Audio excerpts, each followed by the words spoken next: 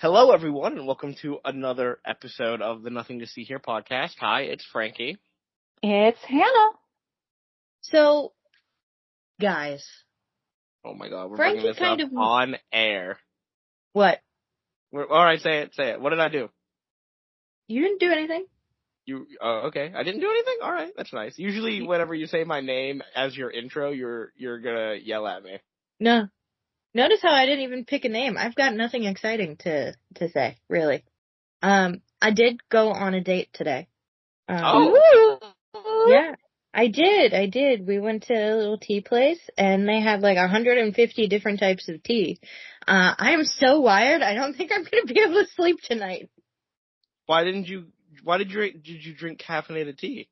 Well, I didn't know it was caffeinated. It didn't, whenever I was looking at the menu, I wasn't looking, there really wasn't a thing that said caffeinated. They all seemed caffeinated. But we had one from Ecuador, and then of course we had some oolong tea that I couldn't pass up, and then of course I couldn't pass up boba tea. So, I'm teed out. You're just made of tea. My blood is tea. That's the only exciting thing that happened. That and GOT7 made a comeback with Python. You guys should listen to it. It's good. Hannah, you would actually, I think, like the song. It's not all in Korean, and I think you would like it. Frankie refused to listen to it. I refused to listen to it last night because it was my night to pick what we watch. But if you choose to show it to me, well, not next week, but... Well, I can show it to you next week because next week's game night, and I can just put it in the She's back. just going to force us all to watch it. I'll bring my beats and listen to my own music. Well, GOT7's having a concert in Korea that they're streaming, and me and Mom are going to watch it the next day because we're big GOT7 fans. Anyway, Frankie, what I was going to say is Frankie knows this already, Hannah, but I am planning on torturing you a little bit next week and for game night. Is this about the soda roulette? Yes. Did she tell you all the nasty flavors, Frankie? Frankie saw some. I saw them. Did you get the ranch dressing flavored? I did. Soda? Okay, god damn it. There's grass included too, Hannah. Yeah. I've as I was going through it with Frankie the other night, I was like, you know what? I don't have enough gross ones. There's a lot of really good ones in there. I think you have enough gross ones. I don't think I have enough gross ones. I think you have enough gross ones. You had pickle, you had black olive. I think you have enough. Nah, I found some other ones. So, Hannah and Frankie, I want you guys to give me your honest opinions. If you don't give me your honest opinions, and I'll know because I'm your friends, I will make sure that I get them. Yeah, Amanda, just hum to yourself right now, all right? Just hum to yourself, Hannah. Let's lie. Hannah, let's lie.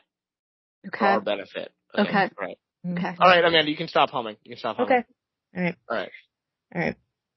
So, mustard. I don't like mustard regularly. Really? Why would I like it in a liquid form? I don't know. Is it spicy mustard? No, it just says mustard. Oh, you know what? Spicy mustard is pretty good.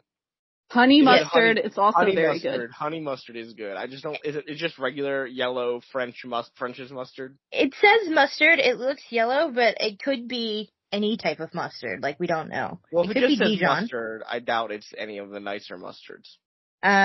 Coffee soda. That sounds delicious. What are you talking about? Yeah. I was thinking about that. I hate coffee, so. I also hate coffee, but it depends. It depends on how bitter they're gonna be with this. Right. I imagine it's soda. It's going to be a little bit sweeter. Horchata. Now, Ryan loves horchata. Ryan won't. Yeah, that's not nasty. Buffalo wing soda. Horrible. I love buffalo wings. I don't want to drink them. Yeah, I don't know how my stomach ulcers would like that. You have stomach ulcers? I think so. I don't know. We're gonna kill Hannah at game night. Oh God. I'm gonna use. I will be the only one allowed in the single bathroom you have. Hot ginger ale. What does that mean? It's spicy ginger ale. Spicy. Oh my! I don't want. They put a chili in it. Yeah. I don't want spicy drinks. Listen, I like all types of ginger ale. That's the only soda I drink anymore. because I'm an old person.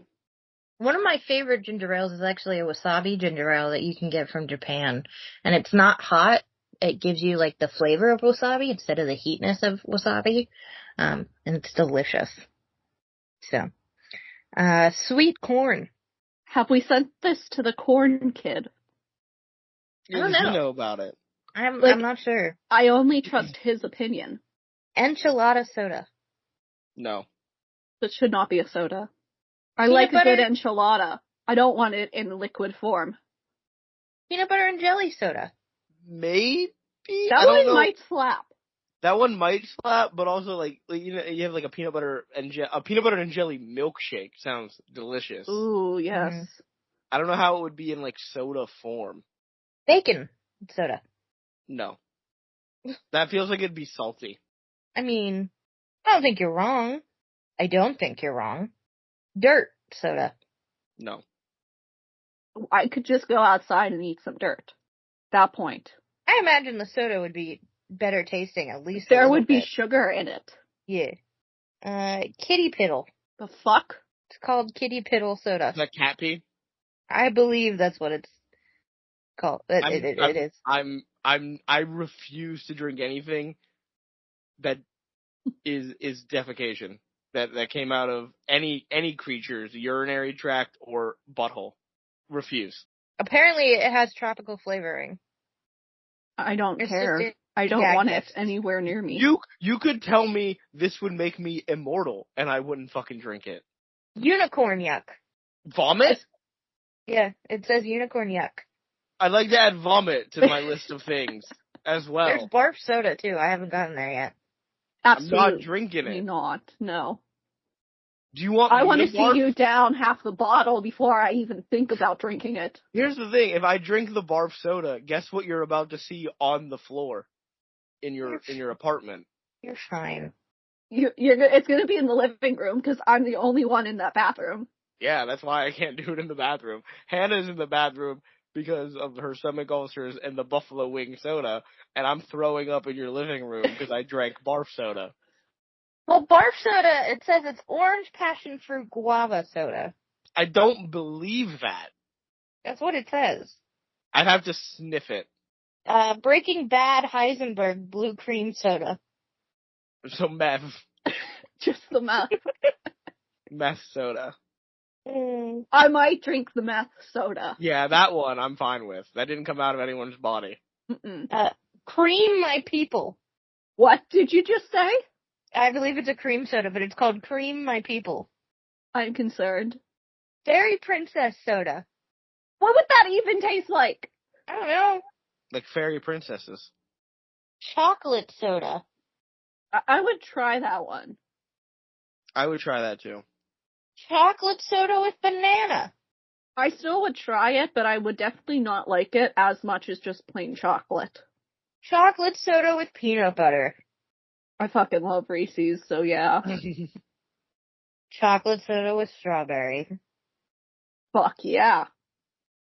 Doomsday lemonade. Is it Are gonna we kill mixing us? the meth soda with whatever? Ghost pepper soda. No. Oh god, Hannah, you'll die. I would just be like, call the hot EMT, please. Bloody Actually, do nose not soda. call the hot EMT if you're giving me ghost pepper. Gotcha. Bloody nose soda.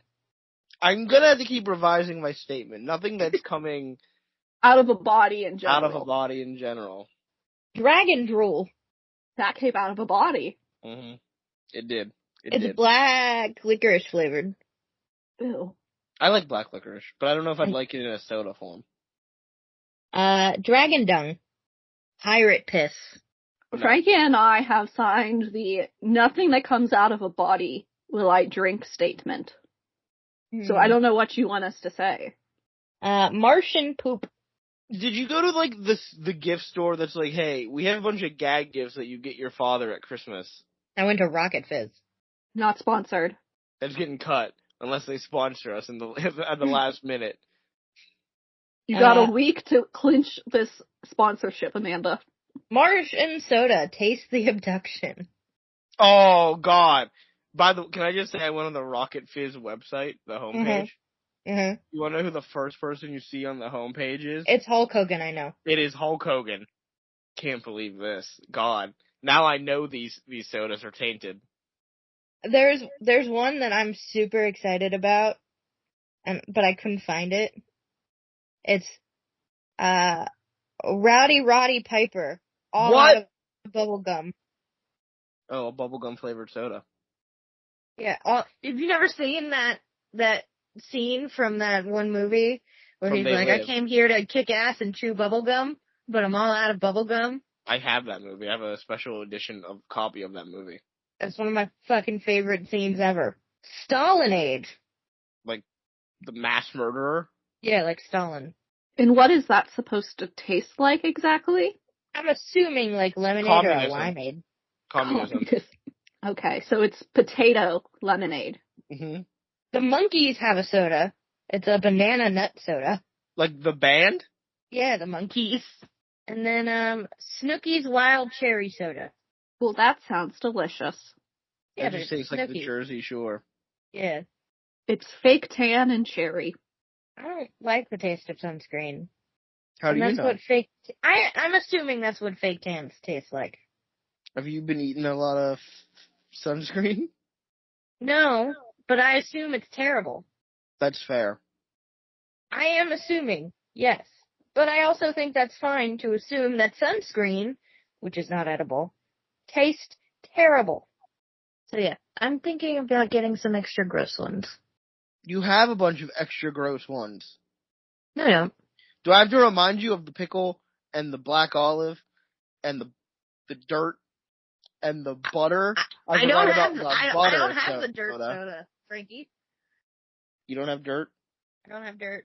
How many nasty ones do you already have? And the buffalo wing and the grass and I the don't have ghost buffalo pepper. wing.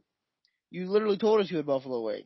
No, no, I did not. I'm telling you all Wait a the ones second. that. Are you just naming sodas that exist? Yeah, I was naming ones that I was contemplating on getting. Hannah, I thought this whole time she was naming ones that she had ordered. No, she said these are possible ones. I thought she was doing ones You that she had thought already she ordered like 50 sodas? I know that's par the course for Amanda, but she said these are possible ones I could get. Yeah, Hannah was listening. I thought she said that she had ordered them. Hannah was listening. You will feel stupid when you go and edit this back. Is this a good time to mention Hannah had some wine at dinner? That's fine. You still mentioned it. I'm feeling pretty confident, and I'm pretty sure I said it too. I may be all hopped up on tea, but. So how many gross ones do you currently have? I think like 5 or 6. I think that's enough. No. Well, if you have like 6 and 6. Yeah, I have way more good ones though than bad ones. Well, that and sounds Frankie like can attest to that. That sounds like a you problem. Yeah, which I'm going to remedy. I mean, you're the one stuck with these after the night is done. Well, since it's soda pong, which is basically beer pong but with soda, only 2 people can play at a time, so everybody's going to have a chance. So that means these sodas are going to, be poured a couple of times. So they should be all gone by the time we do this. Because it's me, you, Frankie, Hannah, my neighbors. There's 2 of you. Oh, okay. I'll let my... Sorry, me, you, Frankie, Katie, my downstairs neighbors, and my 2 coworkers who are our age. Oh, I gotta meet new people? Oh, I wasn't told of this. Is the bulldog coming? I'm sure Kate could make an appearance, yeah. Okay. Kate, for those of you who don't know, is my downstairs neighbor's bulldog. I don't think anyone knew that. Yeah, so. No one knows that. Well, you guys do. I did not know that. Didn't you meet Kate? I've not met your downstairs neighbor. I met them one time. And it wasn't really meeting. It was like they waved at me and I waved back. That was it. So.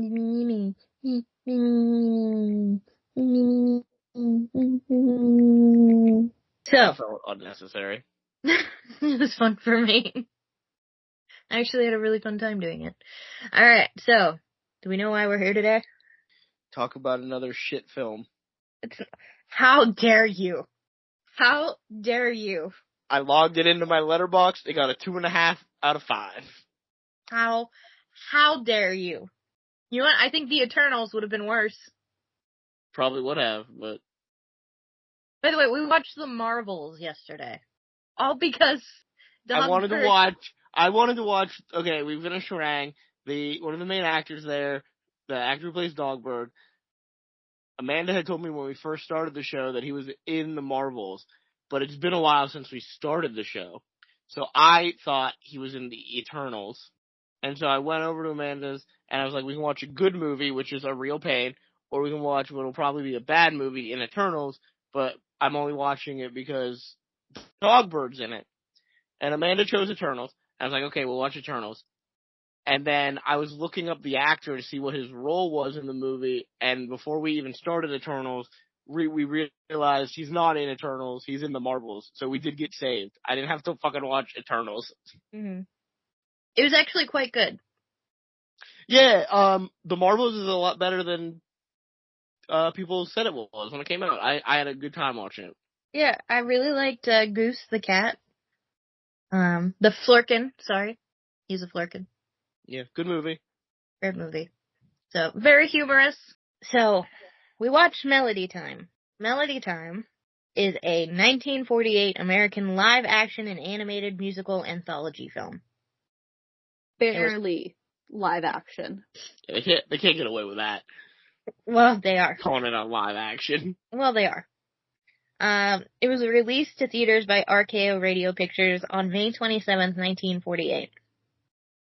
Real quick, as I was pulling this up to make sure it was on Disney Plus, my favorite character came up. The Aracuan bird. It shows up on like a little, like, I guess it would be like a preview type thing. That's Frankie, the preview image you get. Yeah. Frankie immediately, like, lost his shit. Immediately got angry because I hate that fucking bird. I love him so much. He was really a little shit in this episode. He was fantastic. He made them happy. Anyway. The image, by the way, Hannah, is when he's playing the guitar for, Donald. And I was like, I really hope Donald grabs that guitar and just smashes it over that bird's head. That would have been good. Melody Time is made up of 7 segments set to popular music and folk music. The film is like Make Mine Music and also like Fantasia. While Melody Time did not meet the artistic accomplishments of Fantasia, it was mildly successful. So, production. In late 1947, Disney announced he would be releasing a regrouping of various cartoons at his studio under 2 titles, Melody Time and 2 Fabulous Characters, which were going to be released in August 1948 and 1949 respectively. Melody Time ended up being released a few months earlier than planned in May. Melody Time is considered to be the last anthology feature made by Walt Disney Productions. Yes! They realized they sucked.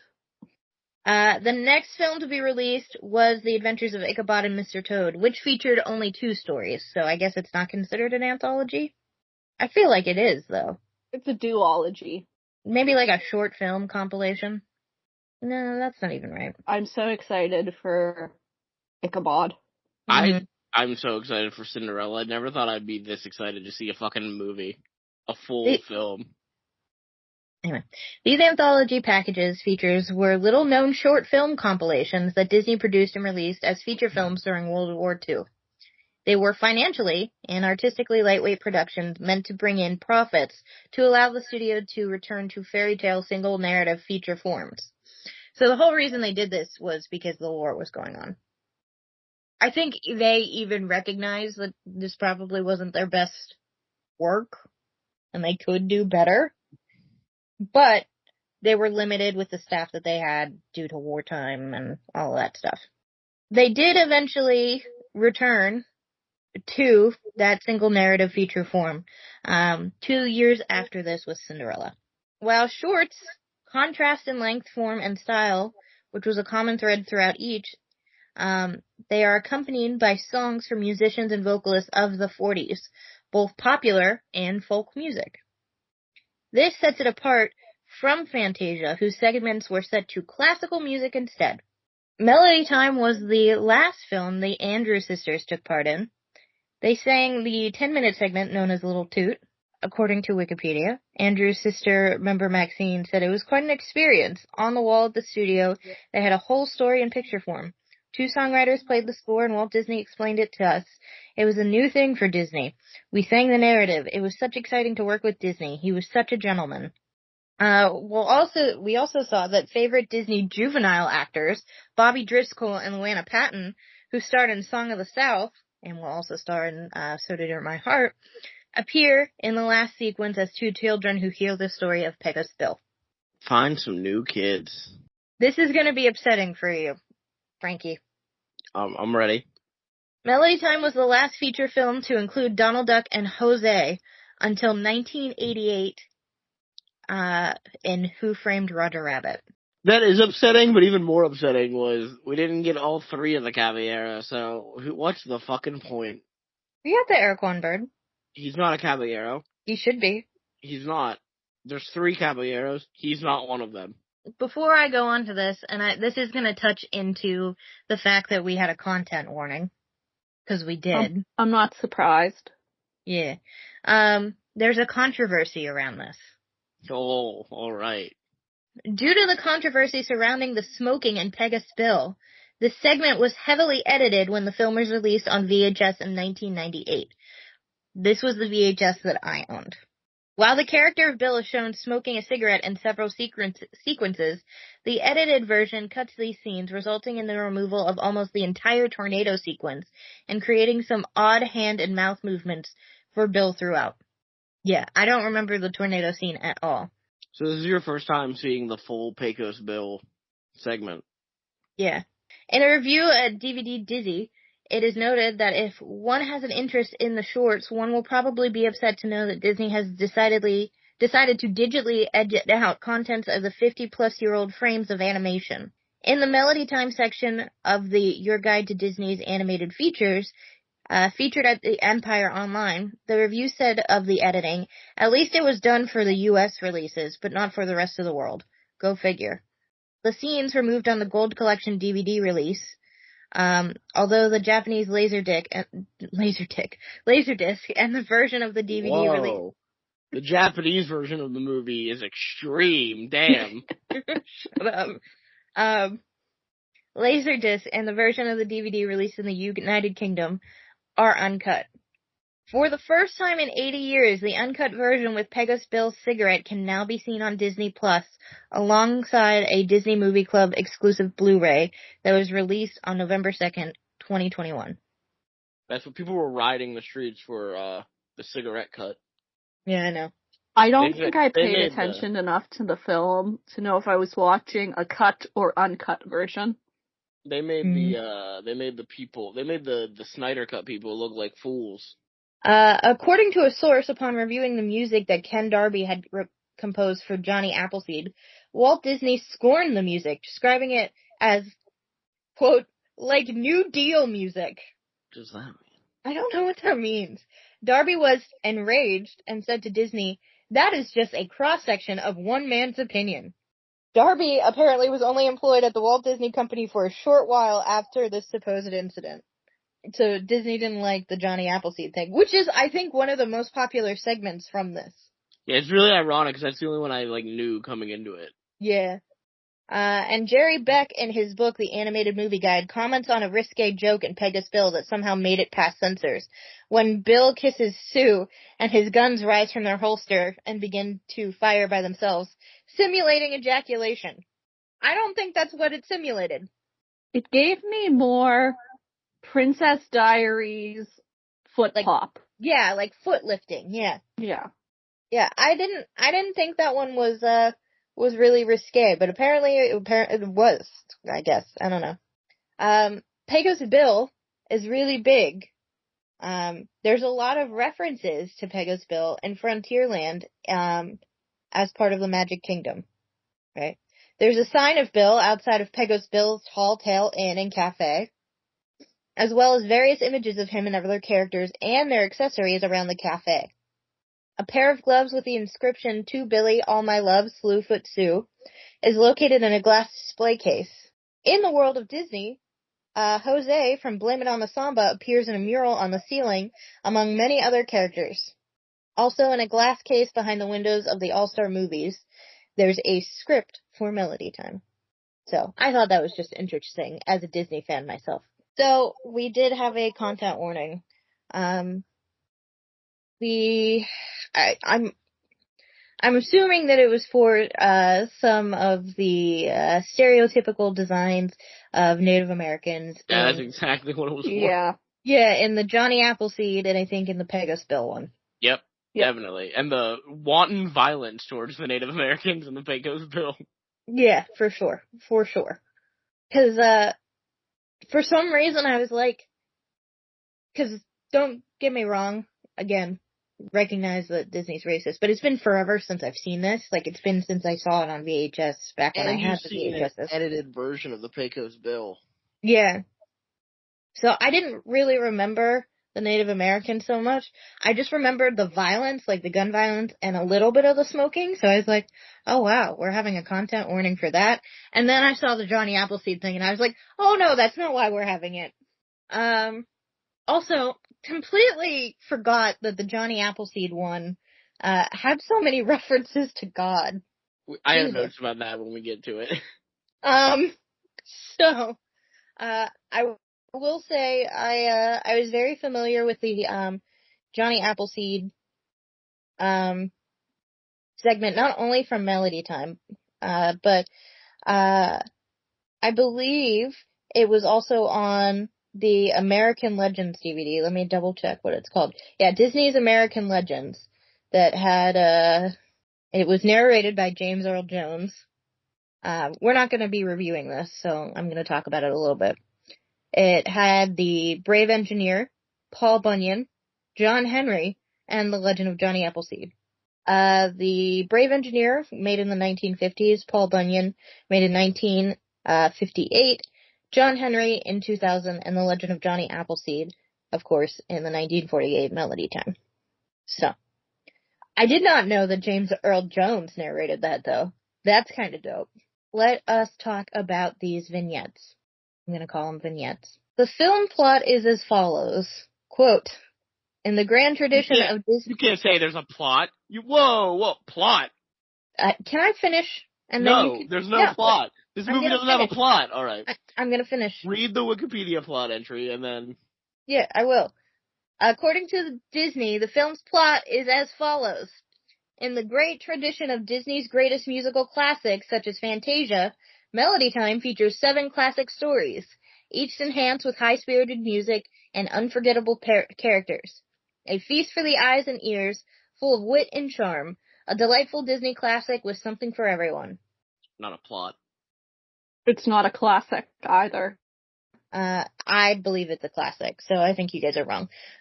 It featured 7 mini musical stories, which we will go through. First off, just the beginning, like the credits. Really liked, but I also liked our little master of ceremonies, who was a little, like, drama mask. Tell me he wasn't cute. He was creepy. Really? I remember a paintbrush. He creeped me out. You just the paintbrush made him. I don't remember the theater mask. Well, you can have a picture of this when this goes live of him. Oh god, okay. He also had 3 little theater mask girls, I guess. I was doing a word search when I watched this, so I barely paid attention. They were less creepy. I will say, Amanda, I paid attention up to a certain point, and then I had to give up, but I'll let you know when that point was. I hate you. I hate both of you. Can we I watched it this week. Thank you. Can we at least appreciate the paintbrush? I like the little intro segments, like with the paintbrush doing everything, but they were also all ruined by the fact that there was a narrator. Get that fucker out of here. You didn't like him? No, you don't have to tell me what's going to happen. I'll watch it, and then I'll learn what's going to happen. Roy Rogers was the narrator. Well, so. Roy, I'm advocating that you have one less job in your career. I believe he's dead. I should go over the cast list really quick. So there's Roy Rogers, who played himself, the narrator, and he was also a singer in the Pegasus thing. Trigger, the smartest horse in the movies. That's his name, as himself. Hannah, you're a horse girl. How did you feel about Trigger? Trigger the horse. I don't even fucking remember Trigger. He was a real horse. I don't remember him. He was barely there. He's the second person listed. Good for him. I don't know why. Dennis Day was the narrator, singer, and characters in Johnny Appleseed. The Andrews sisters were the singers in Little Toot. Fred Waring and the Pennsylvanians were the singers in Trees. Freddie Martin was the musical composer in Bumble Boogie. Ethel Smith was the organist on Blame It on the Samba. Francis Langford was a singer in Once Upon a Wintertime. Buddy Clark is just listed as singer and narrator. Bob Nolan as himself and singer and narrator in Pegasus Bill. The Son of the Pioneers, they played themselves and singers and narrators in Pegasus Bill. The Dining Sisters were singers in Blame It on the Samba. And then Bobby Driscoll and Luana Patton as themselves in Pegasus Bill. We will start off with the first one, Once Upon a Wintertime. This segment features Francis Langford singing the title song, Once Upon a Wintertime, about two romantic young lovers on a winter's day in December during the late 19th century. The couple's names are Jenny and Joe. They go for a nice little ride in a horse-pulled sleigh. The horses are really cutely animated, and nobody can tell me otherwise. So they go on a little sleigh ride to a frozen pond, and some bunnies also join them on their little trip. So they go skating, and Joe, I guess, is trying to teach Jenny how to skate, and things go well and everything. And then I think she kisses him on the cheek, if I'm correct, and he gets super excited, and then he goes to show off. And this type of showing off pissed me off as a figure skater growing up. Because this is like boys racing down one side of the ice rink and then coming back and then stopping and shedding all of the ice off their skates and onto you. It was really irritating. They would interrupt my figure skating lessons all the time because of that bullshit. So Jenny got pissed off, I think for obvious reasons, and started walking towards some thin ice and ends up getting fucked over by the thin ice, her and the little female bunny as well. So Joe and the male bunny go to try and save them, and they fail. They fail at saving them. They end up falling in some snow. But the horses and some birds manage to... And some squirrels. Don't forget the squirrels. I forgot the squirrels. They managed to tie the reins around the ice that the girl and bunny are stuck on and pull them to safety. After they're pulled to safety, they immediately slide into their respective man's arms and make up for everything.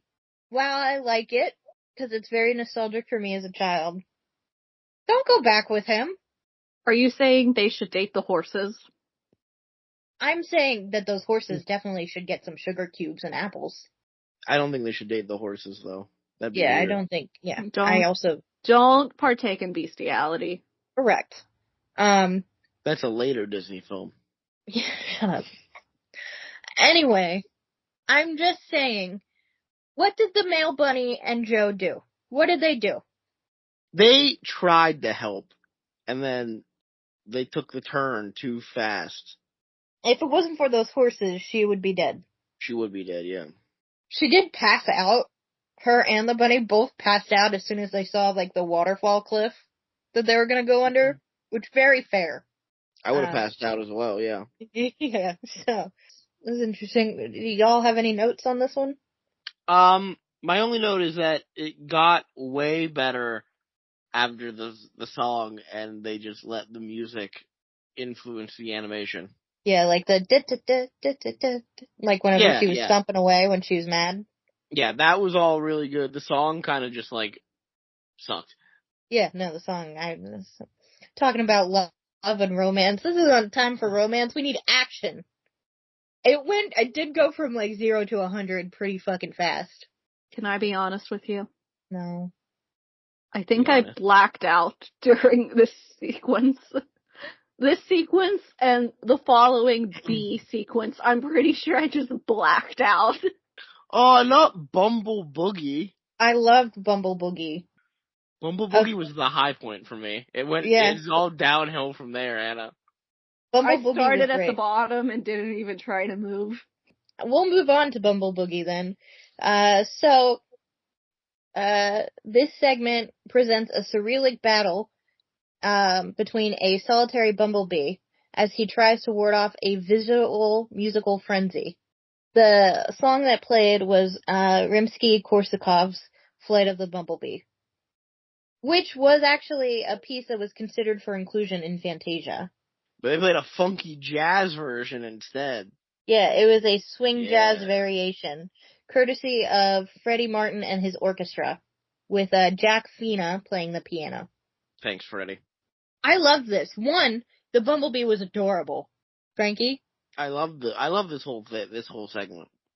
I love how you got pissed off and started like beating up the flowers that were like pianos. The piano keys turned into a snake. Creative all around. It was really good. Very surrealist.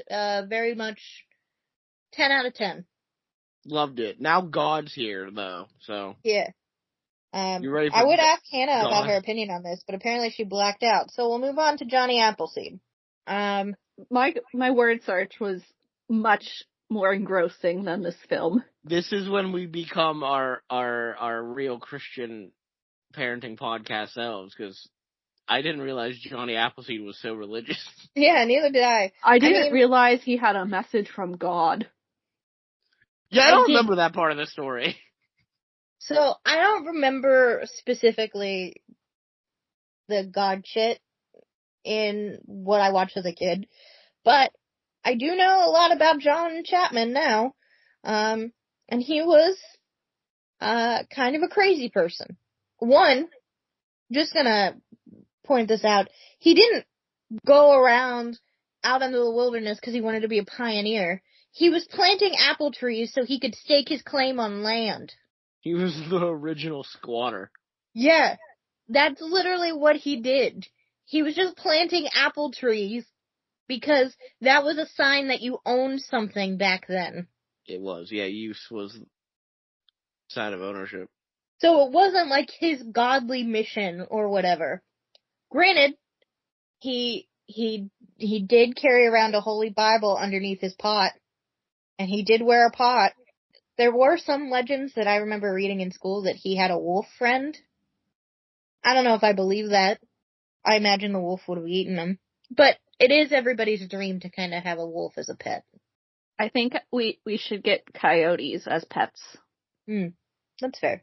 They're trying to domesticate themselves. Dennis Day narrates this, providing the voices of both Johnny and his guardian angel. This is a retelling of the story of John Chapman, who spent most of his life roaming the Midwestern United States, mainly Ohio and Indiana, which is hilarious because these settlers are like, we're going out west. So this story is making it seem like he planted orchards all across the fucking U.S. He was in 2 states. Chill the fuck out. Also, is Ohio considered the Midwest? Because I don't think it is. I don't know. I mean, maybe, but back then, yeah. Anyway, Frankie, what were you going to say? Yes. This narrator immediately annoyed me. I was taken out by him saying the year 1806 instead of 1806. Who says it like that? I don't know. Who speaks in this way? I'm an artist, right? I like very artistic things. I think it's really cool, especially very poetic and stuff. Don't call it a fucking apple blossom sky. All because you think the clouds are fucking apple blossom trees? They are, though, apparently. He But goes they're to not. heaven. No, he goes to heaven and plants apple trees, because that... God can't plant his own apple trees. Apparently not. And also... What do they need apple trees in heaven? I thought, once I watched this is giving a lot of, like, Christian values and stuff with, like, his guardian angel, who is dressed like a pioneer. Just a fucking weird angel in general. Turns out, They should have cast the angel from the Bible, the one that shows up as a pillar of fire. That would have been cool. John Chapman, was, believed in the, Church of Swedenborg, and, he made a lot of, Applejack, which is just hard cider. People called him the American Dionysus. So he's just a drunkard planting trees. Yeah. That's how I want to be known when I'm dead. As America's Dionysus? Yeah. With lace and, like, probably rabies. Well, I have a wolf friend, too. So apparently he went around Ohio and Indiana in the pioneer days planting apple trees, and thus earning his famous nickname. Basically, Johnny works on an apple orchard, and he's a well-to-do, respectable man, I guess, but has a dream, so he leaves everything behind, doesn't wear shoes, Why would he? Just fucking leaves his nice little cottage and his nice little apple orchard, to go be a wanderer. Well, he's not homeless because once he plants those apple trees, that's his land. But he has no home. But he has a lot of land. He lives in the trees. I also really enjoyed him just casually. He wouldn't go and join the people, like, that were having parties. He just spies on them like a fucking He was just weirdo. fucking spying on them. I did really appreciate, and I'm sure, Frankie, you will agree with me on this, whenever he realized he was dead, and he's like, nah, I'm not fucking going. He threw, like, a little bit of a temper tantrum. I wish he didn't look so ugly, though. That was hilarious to me. The more facial hair he got, the weirder he looked. I don't know, I really didn't like his little ponytail. No, that thing looked greasy. Yeah. This fucking guardian angel just put a pot on his head, gives him a Bible, and some apple seeds, tells him to go. You can't do anything without the Bible. Yeah, well, I will say I appreciate the little skunk character. He was cute, he was adorable, and he got me through everything. I will say this felt like you can tell Disney is gearing up to make a movie again. Mm-hmm. Because of all the little critters? Yeah, the critters, and, like, they're telling a story with songs throughout. Like, this had a few songs in it.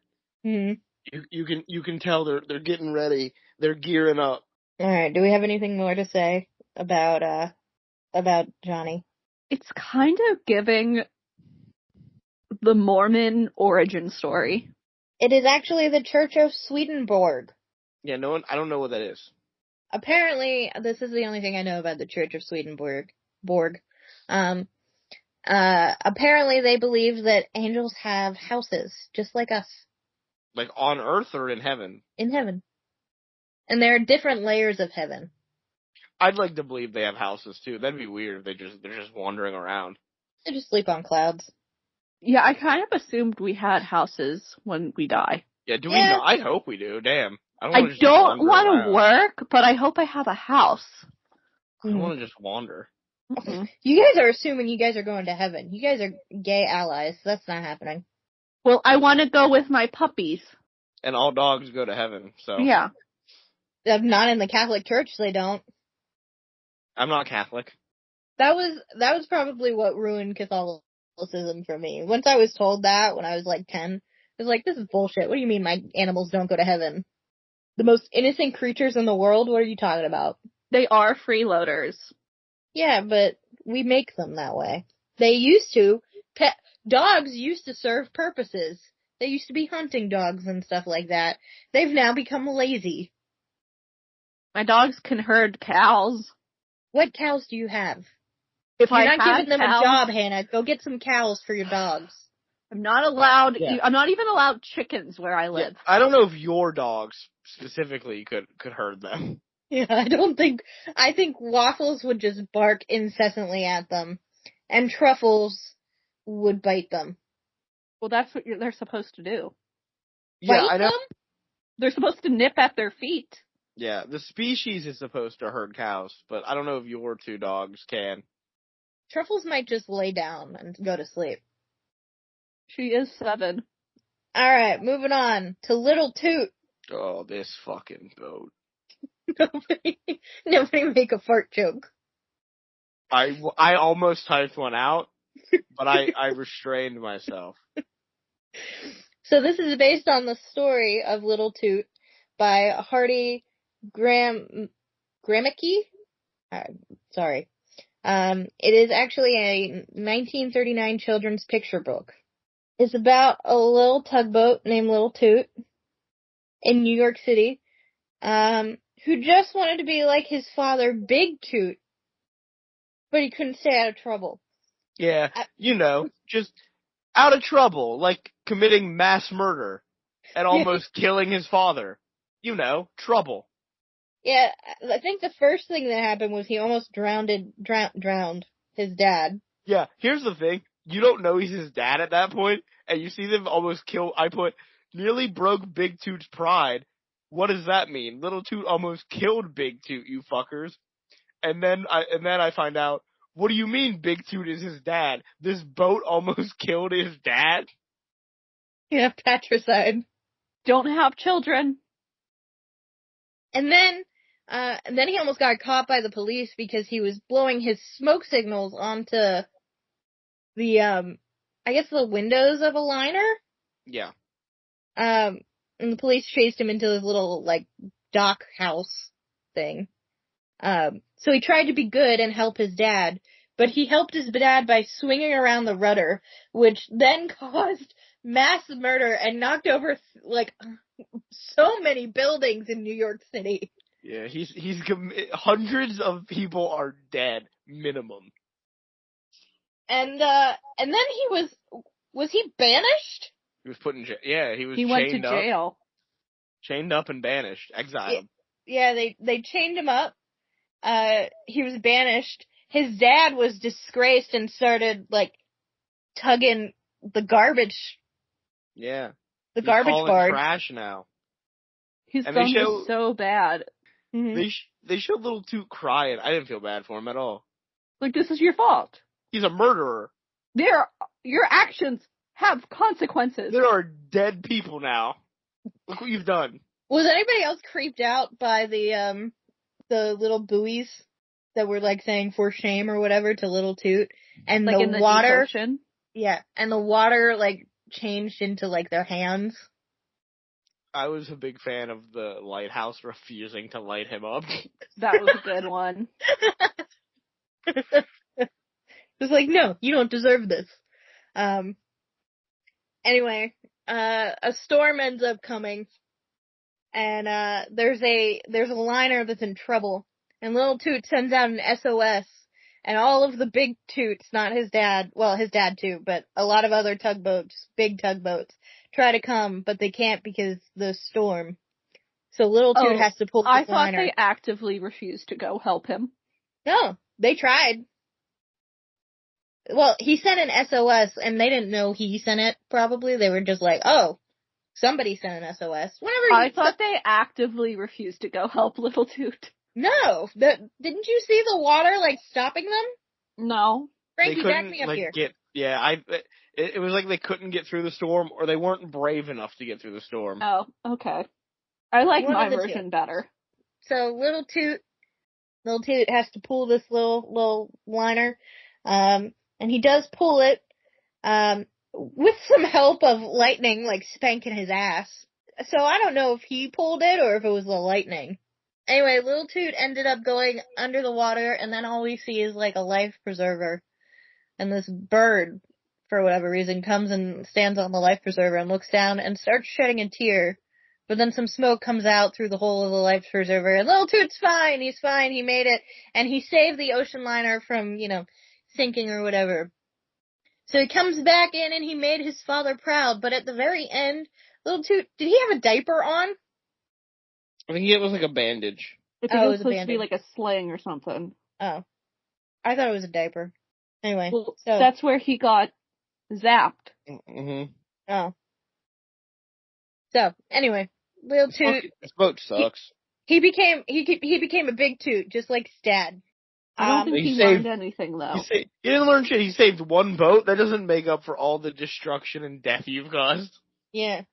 I'm sure how many people that were on the boat did not equate to as many people as he murdered when the city got destroyed. Yeah, that was New York City. I will say, Little Toot was a lot more interesting than this next one, titled Trees. Trees is a recitation of the 1913 poem Trees by Joyce Kilmer, which I'm sure is a beautiful poem, and I'm sure I probably read it at some point in school. It featured music by Oscar Rashbach and was performed by Fred Waring and the Pennsylvanians. The lyrical setting accompanies animation of scenes seen through the changing of seasons, with an extended break between the 6th and 7th lines of the poem to accommodate a storm scene. To preserve the look of the original story sketches, layout artist Ken O'Connor came up with the idea of using frosted cells and rendering the pastel images right onto the cell. Before being photographed, each cell was laminated in clear lacquer to protect the pastel. The result was a look that had never been seen before in animation. Will say, that was really cool that they did that with the cells and everything. This was super boring to me. You know, Amanda, I thought about this when I was watching it, and I think you'll appreciate this analogy. Mm-hmm. You know how every time a new console comes out, one of the first games on the console is like really beautiful, and they're showing off the hardware and what it can do, and it's also a fucking dog shit game that no one should ever play. Right, like all of these anthologies, like The Order 1888 or whatever it was called for the PS4. Yeah. Every one of these anthology films has one like this, where they're like, oh, this is a really cool new animation technique, and it looks beautiful, and it's also the most boring dog shit they've ever made in their lives. Yeah, and it does look beautiful. I will 100% say it looks gorgeous. It was pretty. And I think, Frankie, you will agree with that. Yeah, it looks great. It's just boring. It was just fucking boring. This happened. The only thing that really caught my attention was the first tree that we saw. I was like, damn, that was a big-ass, weird-looking tree. If I wanted to look at a tree, I just go outside. Next one. My favorite one. This fucking bitch. This little shit. Blame it on the samba. Donald Duck and Jose meet the Aracuan bird, who introduces them to pleasures of the samba. Didn't they already, dance to the samba, a couple of times? Yeah, I'm sure they did. This starts off with Donald and Jose. They're walking down, a little path. And they look really sad. They're actually blue. They're depressed. Frankie, they're blue, they're depressed, they're sad. Did the third bird die? Oh, no. Is that why they're so depressed? No, he just went back to Mexico. He was busy. Donald Trump deported him. Stole his pistols. But this is where Eiffel 65 got the inspiration, or? The Aracuan bird has, a little menu cafe thing that he opens up, and he tries to have them sit down, and they're, so sad. They don't even, recognize him. So he forces them to sit down, basically. And can you at least tell me that you liked the song? That song stuck in my head forever. I mean, the song was good. The song was great. The Aracuan bird, he basically creates a drink for them out of musical instruments from, the samba. And they have a great time. They get sucked into, a really big drink. I don't know what your problem was. The Aracuan bird helped them. Alright, okay, here we go. As I was typing out at the beginning that the Aracuan wasn't being that annoying, he started making his stupid little noises and pissed me off. And then he hits a woman with a fucking bat or a pole, don't know what that was, causing Donald Duck to get kicked twice. And then he ruins her playing of the piano. What a fuck? This guy fucking sucks. You haven't even mentioned the dynamite yet. Yeah, he blew her up. She was fine. He's also a murderer. She was fine. That was her ghost. She was fine. She's dead now. Ethel's fine. Let me look. Let me look I'm at this. sure if you look I up, think she'll Ethel be might dead. be dead. She died in 1996. Due to complications from an explosion. No, let me look at her death. It doesn't say how she died. God damn it. We don't know. The Aracuan bird finished her off. I love him so much, and He's I can't annoying. believe you hated him. He makes stupid noises. He causes physical pain to Donald Duck. He causes I make physical stupid pain. noises. He causes physical pain to this woman. He also, instead of helping Donald and Jose through their depression, just gave them alcohol. He is an enabler. Mm-hmm. And a murderer. I love this bird. I will continue to. I make weird sounds, weird and annoying sounds. Yeah, but you're not an enabler or a murderer. Yet, I'm totally as far an as we enabler. know. I'm not a murderer, I will say that, but I've definitely hurt you, Frankie. She stabbed you with a wine cap. That is true. You have caused me physical pain. Mm-hmm. How am I any different than this bird? And you like me? We'll have to think on it. She hasn't murdered yet. That's it? You don't make as many annoying sounds as this bird. I could start. Please don't. I'm going to. You know what? That's gonna be my ringtone. His sound is gonna be my ringtone. I'm looking this up. Aracuan bird. No, do it after the show. Look it up after the show. No, I'm doing it right now. We don't have time. I want to finish this. Me, Frankie. Me. Thanks. You know my name. Let's get this. Listen, this is also about the time in the movie when I started to get bored. Well, this is the last one, so. I have so many thoughts on this last one. I have no thoughts because this is where I just fucking dissociated. This is where you blacked out. Yeah, this is where I blacked out. Hannah did it at the beginning, you did it at the end?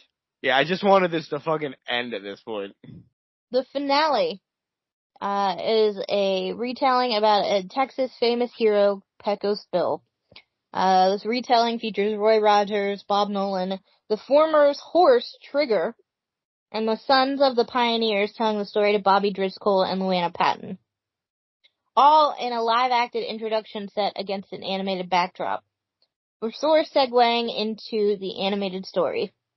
This is the lengthiest piece with a 22-minute runtime. Oh my god. So. Every time I thought it was over, it kept going. A nightmarish runtime.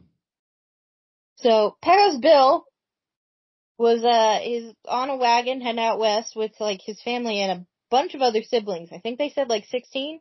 They did. That's too many. Yeah. There's a lot. And he fell out of the wagon. And was raised by coyotes. Weird that he drank from the mom coyote's teats. Weird that the mom coyote kinda liked it. I don't think she liked it. Did you see that face? I think she was just endeared that this kid was being taken care of. It's not the coyote's fault that the kid did something weird. And she looked at it pretty lovingly. I don't know, Stockholm Syndrome? I don't know. He was raised by coyotes. He learned a lot from a lot of the other animals. He was super fast. At one point, they said, like, he learned to hiss from the rattlesnake. I don't think that was hissing. He just screamed at that snake. At one point, he finds a little horse, when he's like a kid, traveling through the desert, almost dying from, heat stroke or whatever. And the horse is trying to fight off some vultures, like a whole bunch of vultures. And then Bill comes down and they, beat up the vultures together and they become best friends. And that horse is named Widowmaker, which is definitely the thing that lets you know something's happening. No, not a plot device. Foreshadowing, yeah. Bill becomes, the most famous cowboy in folklore. Doing some crazy shit. Apparently he hangs out on clouds. He can wrangle tornadoes. He created some rivers. The Gulf of Mexico, apparently. Excuse me, it's the Gulf of America now. I knew you were going to say that. It's not. Also, where did this kid learn to talk? Where did he get clothes? Did he even talk? I don't think he ever talks in the film, but I assume he has to because he gets a girlfriend. Maybe he lets his guns do the talking. Yeah, maybe maybe they just have a silent romance.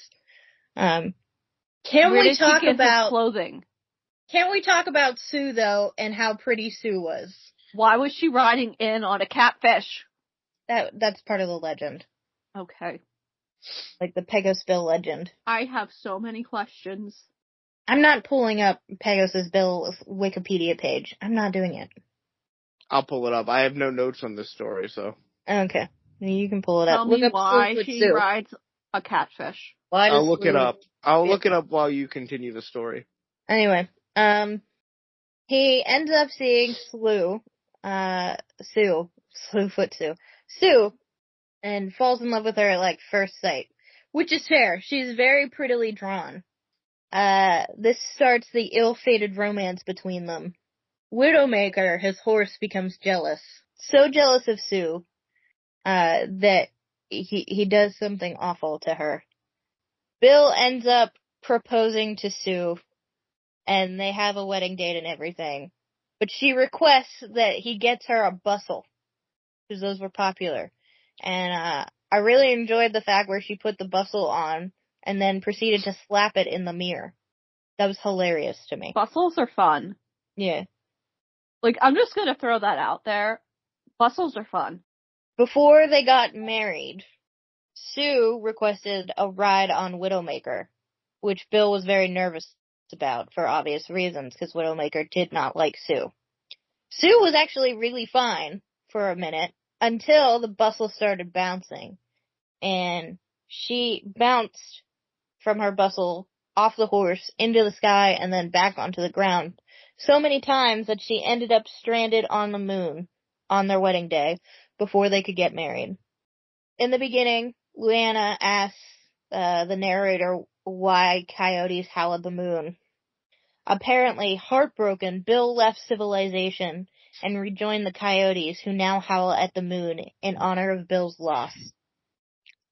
Well, alright, I've done the research. Mm-hmm. I cannot find why she was riding a catfish, so I'm just gonna go with because she's fucking cool. But Disney changed the ending of the story. Oh. Did she die? There are various endings to her, to what happens to Sue. The most used ending is that Bill does catch her, but then gets pulled with her, so they both bounce up to the moon. It's kind of romantic. Another ending is that eventually she just stops bouncing, but is so traumatized by it she never speaks to Pecos Bill again. Oh, well, that's not great. It's not romantic, but that feels realistic. Another ending is that he fails to lasso her because of Widowmaker, like in this one, and eventually she hits her head on the moon. She dies from blunt force trauma? Yeah, I think she just hits her head on the moon. That one is actually kind of the same one. One of the endings is after she's been bouncing for days. Oh, no. She hits her head on the moon, but she doesn't get stuck on the moon. She just keeps bouncing. And after she is bouncing for days, Pecos Bill realizes she'll eventually starve to death. So he lassos her back down to Earth. And Widowmaker realizes that what he did was wrong, and he apologizes. See, I'm seeing something different. So, Hannah, I have the answer for you. In A Texas Tall Tale, Pecos Bill and Slewfoot Sue, retold by S.E. Schlosser, he wrote, his one true love was Slewfoot Sue. She was his first wife, and she could ride almost as good as Bill himself. Bill first saw Slewfoot Sue riding a catfish down the Rio Grande. She was riding, standing up, and holding on with one hand so she could take pot shots at the clouds with her 6-shooter. So. Okay. And in this one, Frankie, this one's even worse. Is this the one where he shoots her? Yeah. Yeah, so there's one where she doesn't stop bouncing, so to put her out of her misery, Bill shoots her. Yeah. There is another ending that I found from 1998, which I think is hilarious. Mm-hmm. In a short story by Laura Francos called Slewfoot Sue and the Witch in the Woods, she bounces into Russia and she has to duel the Baba Yaga. Oh, that's really good. I like that one. Disney should have gone with that one. Yeah. Well, that ending didn't come out until 1998. Oh. Should have remade this little feature. We should petition Disney to remake it where she gets to duel the Baba Yaga. Does Sue then get control of Baba Yaga's house? I have no idea. So. This comes from it's a short story written in a book called Did You Say Chicks? Which is is it the second book? Yeah, it's the second book in a collection of short stories called Chicks in Chainmail. Feminist literature. I will be adding that to my Amazon wish list. It's a whole series. The first one is just called Chicks in Chainmail. Thank you. I needed that after this movie. Let's talk a little bit. How do we feel about Melody Time? It's bad. No. This is a film that exists. That's all I can say about it. I got bored 52 minutes into it. Mm-hmm. It had only one segment that I would be happy to watch again. Which was the Bumblebee. Bumble Boogie, baby, yeah. The rest of it was just either range from either being okay to bad. I've said it before and I'll say it again. I want a film with a single plot. We're getting closer next time. I know. Well, next time has two plots. That's why I said closer, but we're not there yet. Cinderella is so close.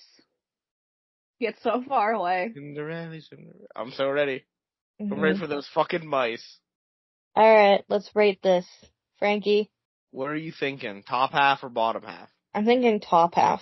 Alright, so, is it better than Three Caballeros?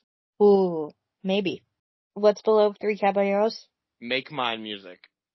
It's better than Make Mine Music. Okay. Is it better than Three Caballeros?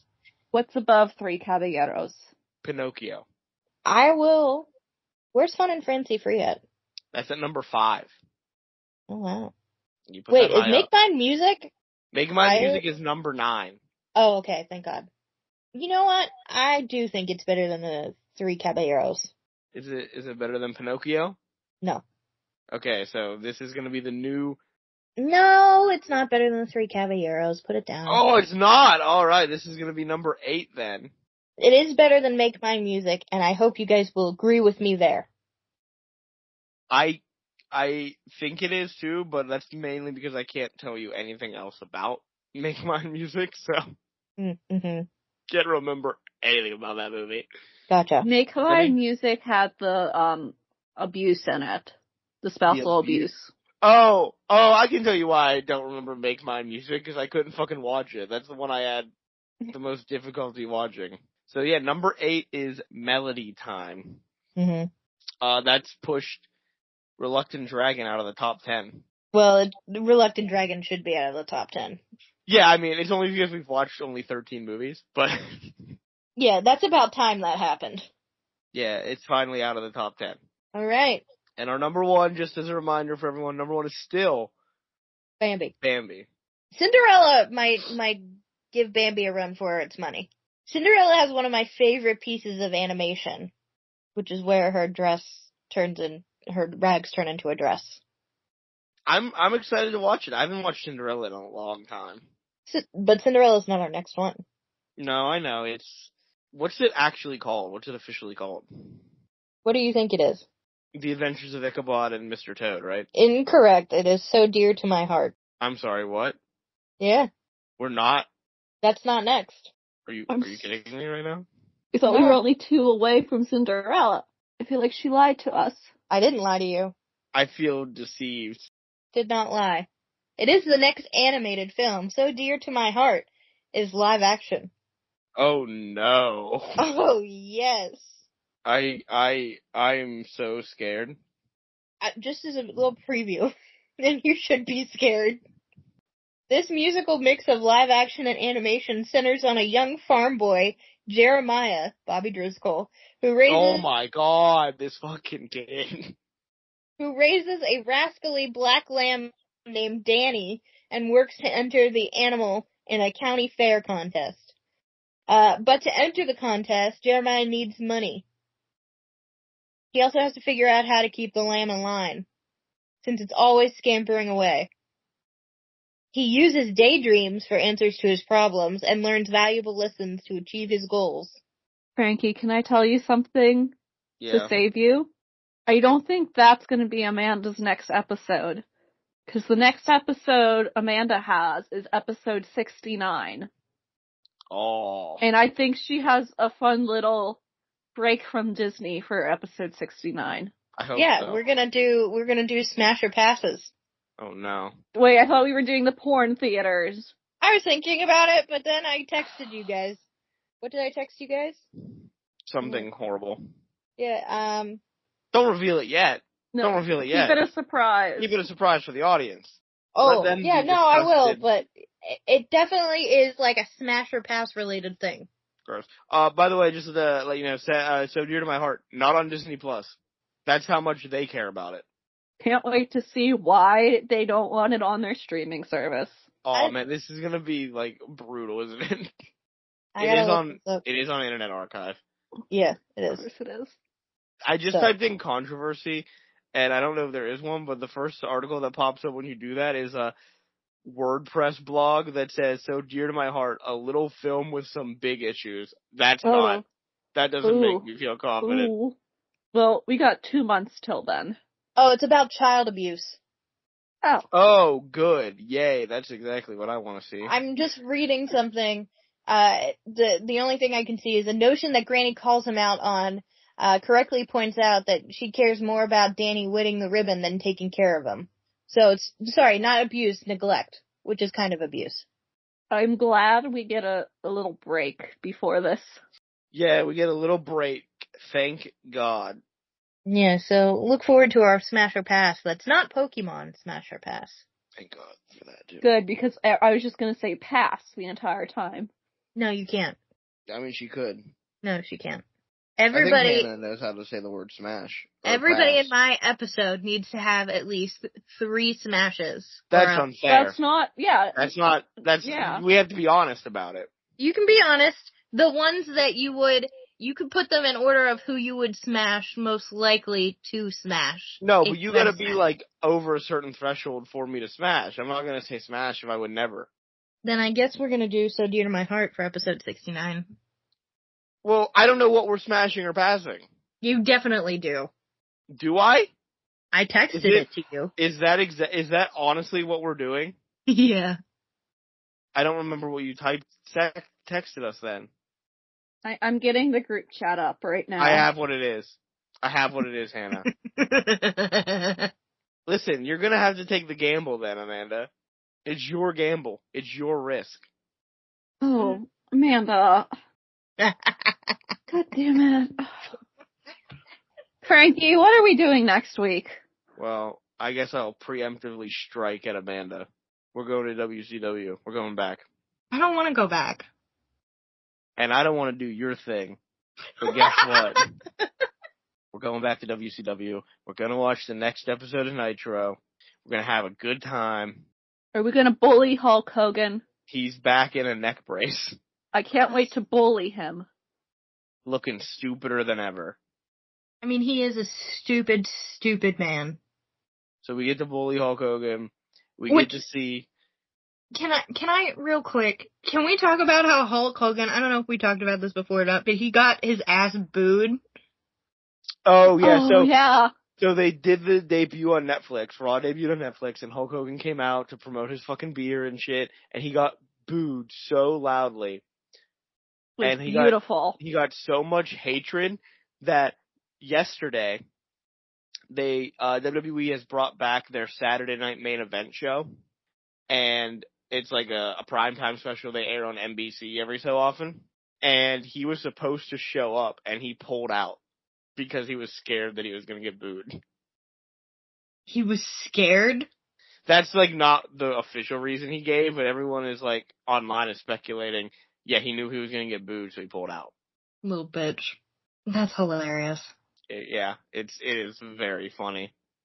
So that will be our next episode. We'll go there. We get to make fun of Hulk Hogan for a bit. We get to see Pepe in a new costume, hopefully. Pepe! I don't know what it is. We get to see Randy Savage have a match. We get the debuts of Eddie Guerrero and Dean Malenko. I'm excited. Does he look anything like Dean Winchester? He doesn't look like Dean Winchester at all. Oh, well, I'm not excited. In fact, the only thing that's similar about the two of them is that they're both named Dean. Which is why I had to ask. Yeah, I know. But that's it. That's what we're doing next week, so let's take care of business. And we'll watch some WCW. Mm-hmm. We are currently on Spotify and YouTube. If you're listening to us on YouTube, remember to like, comment, and subscribe. Hit the bell for notification when each episode is uploaded.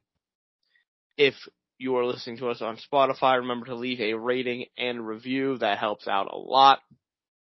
And answer this episode's question. What's the question? What's the poll I'm putting up on Spotify for this episode? Did you like Melody Time? Did you like Melody Time? Yes or no? Simple question. Did you suffer with us? It's not suffering. I'm sure there are people out there that will believe that was not suffering. No matter where you're watching or listening to the show, please share it with other people so they can experience this too and also suffer through random Disney movies about a little boy raising a fucking sheep for a contest or something. I kind of blacked out there when you described the movie. I heard something about a sheep and a contest. Mm-hmm. And a grandma, apparently. Yay, exciting. But share this with your friends, with your family, with anyone you think who might be interested in any of the fun things that we do here on the show. If you would like to send us an email with some questions that you might like to ask us, with ideas for episodes, with any comments that you would like to make, you can do so by sending us an email over at Nothing to See Here podcast at gmail.com. As always, here is spelled H-E-A-R. If you would like to see some great artwork done by Amanda, some funny memes made by Hannah, and some images from the episodes of things that we have discussed, you can see all of that over on our Instagram page, which is Nothing to See Here pod. And that's all the business to take care of. So goodbye and good night. It's Frankie. It's Hannah. I got nothing. All right. Goodbye, everyone. Bye. Bye-bye.